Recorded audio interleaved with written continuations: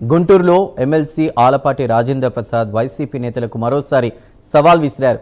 తాను విసిరిన సవాల్ను స్వీకరించలేక వైసీపీ నేతలు కనుచూపు మేరలో కూడా కనిపించడం లేదని విమర్శించారు. తాను ఎక్కడికి రమ్మన్నా అక్కడికి వచ్చేందుకు సిద్ధంగా ఉన్నానని స్పష్టం చేశారు. కూటమి ప్రభుత్వ అధికారంలోకి వచ్చిన తర్వాత సామాజిక మార్పులతో పాటు విద్య, వైద్యం, సాంకేతిక రంగాల్లో అభివృద్ధికి ప్రణాళికలు రూపొందించి ఏపీని ముందుకు తీసుకువెళ్తున్నామని తెలిపారు. మెగా డిఎస్సీని రాజ్యాంగబద్ధంగా పారదర్శకంగా నిర్వహించామని తెలిపారు. వైసీపీ 5 ఏళ్ల పాలనలో జాబ్లెస్ క్యాలెండర్ ఇచ్చిందని విమర్శించిన ఆలపాటి ప్రజలను తప్పుదోవ పట్టించేలా వైసీపీ నేతలు గందరగోళం సృష్టిస్తున్నారని ఆరోపించారు.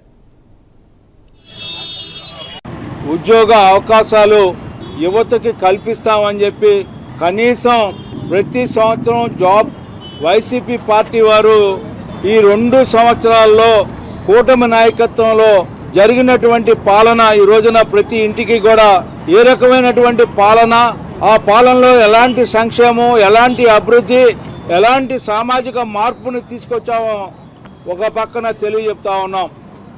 ఇంకో పక్కన సమర్థవంతంగా, శక్తివంతంగా యువశక్తి నిర్వీర్యం కాకుండా ఏ రకంగా కాపాడాలని అనునిత్యం సాంకేతిక పరంగా, విద్యాపరంగా, వైద్యపరంగా, ఆరోగ్యపరంగా సంతోషంగా, ఆనందంగా జీవించేలాగా చేయాలని ఒక పక్కన ఆలోచిస్తూ ఉంది ఈ కూటమి నాయకత్వం. ఇలాంటి సందర్భంలో పులిని చూసి నక్క వాత పెట్టుకున్నట్లుగా అక్కడ కేంద్రంలో ఎవరైతే నీట్ పరీక్షలు జరుపుతూ ఉంటారో అక్కడ లీకేజ్ అయిన సందర్భంలో అనుకోని సంఘటనలు జరగటం వల్ల అక్కడున్న కేంద్ర మంత్రివర్యులు రాజీనామా చేసిన సందర్భంలో అదేదో ఇక్కడ మసిపూసి మారేడికాయ చేసి యువతని భ్రమలకి గురి చేయాలని చేసే ప్రయత్నంలో భాగంగా ఒక డ్రామా ఈ రాష్ట్రంలో బిగినైందని చెప్పి మీకు మనవి చేస్తా ఉన్నా.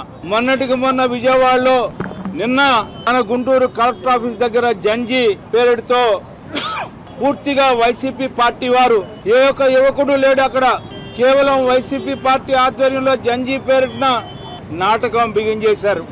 ఏమిటి ఆ నాటకం అంటే, యువ నాయకుడు నారా లోకేష్ గారు డిఎస్సి పరీక్షా విధానంలో లోటుపాట్లు ఉన్నాయి, అక్రమాలు జరిగినాయి,